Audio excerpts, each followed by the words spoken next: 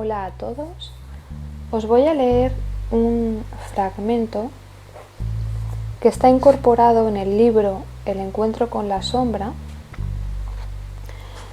que se basa en varios ensayos que hacen distintos psicoanalistas encabezados por Jung, y el fragmento en concreto que os quiero leer de este libro del encuentro con la sombra se titula El problema del mal en la actualidad y está escrito por el mismo Carl Jung y dice así: el mito cristiano permaneció inexpugnable durante todo un milenio hasta que en el siglo XI comenzaron a advertirse los primeros síntomas de una transformación de la conciencia.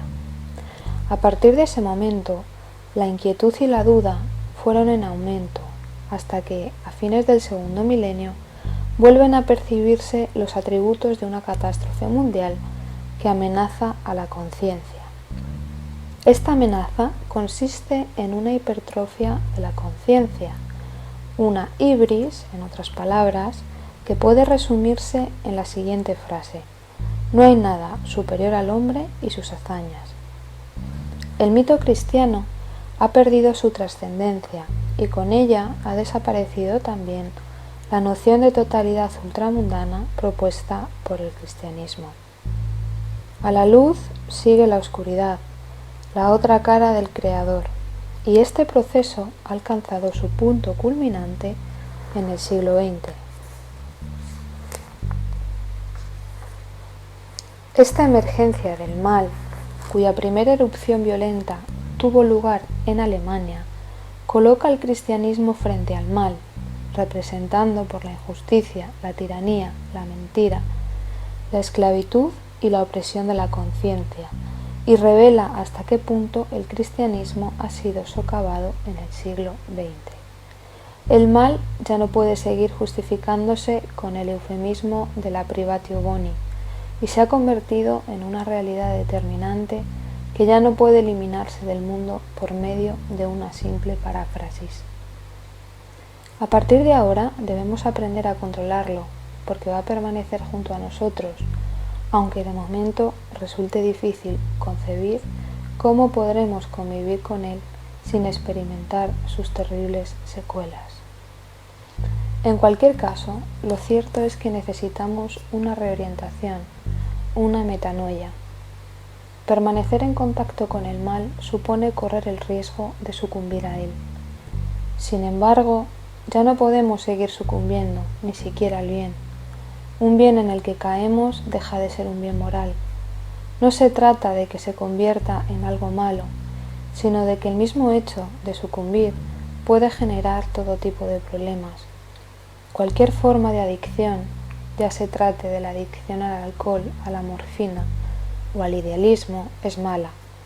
Debemos dejar de pensar en el bien y el mal como términos absolutamente antagónicos. Debemos dejar de lado el criterio de la acción ética que considera que el bien es un imperativo categórico y que podemos soslayar el llamado mal.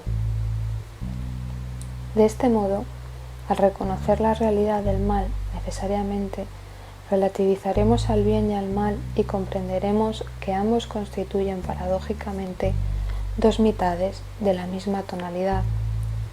En la práctica, esto significa que el bien y el mal dejan de ser incuestionablemente evidentes y que también debemos caer en cuenta de que es nuestra propia valoración la que los hace tales. Sin embargo, todo juicio humano es imperfecto y por consiguiente no podemos seguir creyendo ingenuamente en la infalibilidad de nuestros juicios. El problema ético solo se presenta cuando comenzamos a poner en cuestión nuestras valoraciones morales. Pero que el bien y el mal sean relativos no significa que se trate de categorías inválidas o inexistentes. Por otra parte, sin embargo, continuamente nos vemos en la obligación de tomar decisiones morales y de asumir las consecuencias psicológicas que necesariamente acompañan a nuestras decisiones. Como he señalado en otras ocasiones, todo error cometido, pensado o deseado volverá nuevamente a nuestra alma. Los contenidos de nuestros juicios dependen del lugar y del momento, y por tanto asumen formas muy diversas. Toda valoración moral se asienta en la aparente certidumbre de un código moral que pretende saber exactamente lo que es bueno y lo que es malo. Pero una vez que hemos descubierto lo inseguro de sus fundamentos, cualquier decisión ética se convierte en un acto creador subjetivo. Es imposible eludir el tormento de la decisión ética. No obstante, por más extraño que pueda parecer, debemos ser lo suficientemente libres como para evitar el bien y para hacer el mal si en nuestra decisión ética lo requiere así. Dicho en otras palabras, no debemos caer en ninguno de los opuestos. En este sentido, el neti de la filosofía hindú, nos proporciona un patrón moral sumamente útil. En determinados casos, el código moral se abroga y la decisión ética se deja en manos del individuo. Esto no es nada nuevo, en definitiva, se trata de una antigua idea conocida en la época prepsicológica como conflicto de obligaciones. Como norma general, sin embargo, el individuo es tan inconsciente que suele ignorar totalmente su propia capacidad de elección y busca ansiosamente en el exterior normas y reglas que puedan orientar su conducta. Gran parte de la responsabilidad de esta situación reside en su educación, orientada exclusivamente a repetir viejas generalizaciones, pero totalmente silenciosa respecto de los secretos de la experiencia personal. De este modo, individuos que ni viven ni vivirán jamás de acuerdo con los ideales que proclaman, enseñan todo tipo de creencias y conductas idealistas sabiendo de antemano que nadie va a cumplirlas y, lo que es todavía más grave, nadie cuestiona siquiera la validez de este tipo de enseñanza. Así las cosas, para obtener una respuesta al problema del mal en la actualidad, es absolutamente necesario el autoconocimiento, es decir, el mayor conocimiento posible de la totalidad del individuo. Debemos saber claramente cuál es nuestra capacidad para hacer el bien y cuántas vilezas podemos llegar a cometer. Si queremos vivir libres de engaños e ilusiones, debemos ser lo suficientemente conscientes como para no creer ingenuamente que el bien es real y que el mal es ilusorio, y comprender así que ambos forman parte constitutiva de nuestra propia naturaleza. Sin embargo, aunque hoy en día existan personas que tengan gran comprensión de sí mismas, la mayor parte de nosotros distamos mucho de poseer este nivel de autoconocimiento. El autoconocimiento es de capital importancia porque nos permite acercarnos a ese estrato fundamental, a ese núcleo esencial del ser humano en el que moran los instintos y radican los factores dinámicos preexistentes que determinan las decisiones éticas de nuestra conciencia. Este núcleo es el inconsciente y con sus contenidos, acerca de los cuales no podemos emitir ningún juicio definitivo, ya que cualquier idea que nos hagamos del inconsciente será errónea porque nuestra capacidad cognitiva es incapaz de comprender su esencia y de imponerle límites racionales. Para alcanzar el conocimiento de la naturaleza es necesaria la ciencia, que amplía nuestra conciencia, y de la misma manera, para profundizar nuestro autoconocimiento necesitamos de la ciencia, es decir, de la psicología. No es posible construir un telescopio o un microscopio, por ejemplo, a fuerza de buena voluntad, sino que para ello es necesario tener profundos conocimientos de óptica. Hoy en día, la psicología resulta de capital importancia. Nuestro conocimiento del ser humano es tan parcial y distorsionado que el nazismo y el bolchevismo nos han dejado perplejos y confusos.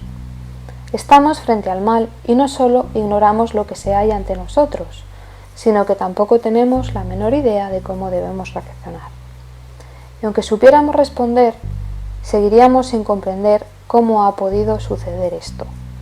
Con manifiesta ingenuidad Un estadista afirma que no tiene imaginación para el mal. Efectivamente, no tenemos imaginación para el mal porque es el mal el que nos tiene a nosotros. Unos quieren permanecer ignorantes mientras que otros están identificados con el mal. Esta es la situación psicológica del mundo actual.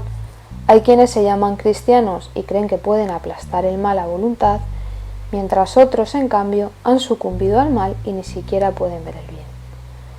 El mal ha terminado convirtiéndose en un poder visible. La mitad de la humanidad crece en el seno de una doctrina basada en la especulación, mientras la otra mitad enferma por falta de un mito adecuado a la situación. El pueblo cristiano ha llegado a un callejón sin salida. La cristiandad dormita y hace siglos que olvidó revitalizar sus mitos. Nuestro mito ha enmudecido y ha dejado de dar respuestas a nuestras preguntas. Como dicen las Sagradas Escrituras, la culpa no es suya, sino exclusivamente nuestra, ya que no solo hemos dejado de desarrollarlo, sino que hemos reprimido todos los intentos realizados en ese sentido. La versión original del mito nos ofrece un amplio punto de partida y múltiples posibilidades de desarrollo al mismo tiempo. Al mismo Cristo, por ejemplo, se le atribuyen las siguientes palabras: sed astutos como las serpientes y mansos como las palomas.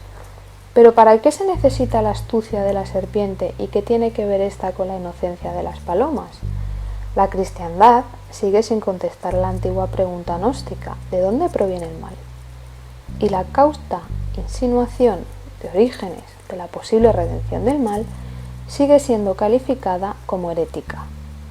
Hoy nos vemos obligados a reformular esta pregunta, pero seguimos con las manos vacías, desconcertados y confusos, y ni siquiera podemos explicarnos que, a pesar de la urgencia con la que lo precisamos, no existe ningún mito que pueda ayudarnos. La situación política y los aterradores, por no decir diabólicos, avances de la ciencia despiertan en nosotros secretos estremecimientos y oscuros presagios. Pero ignoramos la forma de salir de esta situación y hay muy pocas personas que crean que la posible solución descanse en el alma del ser humano. De la misma manera que el Creador es completo, también lo es su criatura, su Hijo. El concepto de totalidad divina es global y nada puede separarse de él. No obstante, sin ser conscientes, la totalidad se escindió y de esa división se originó el mundo de la luz y el mundo de las tinieblas.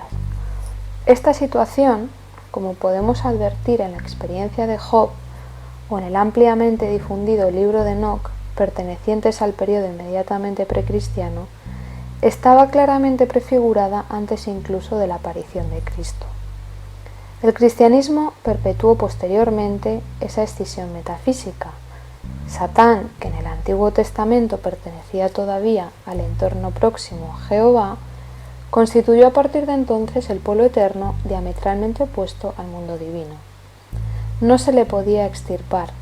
No debe, por tanto, sorprendernos que ya en los mismos comienzos del siglo XI apareciera la creencia de que el mundo no era una creación divina, sino diabólica.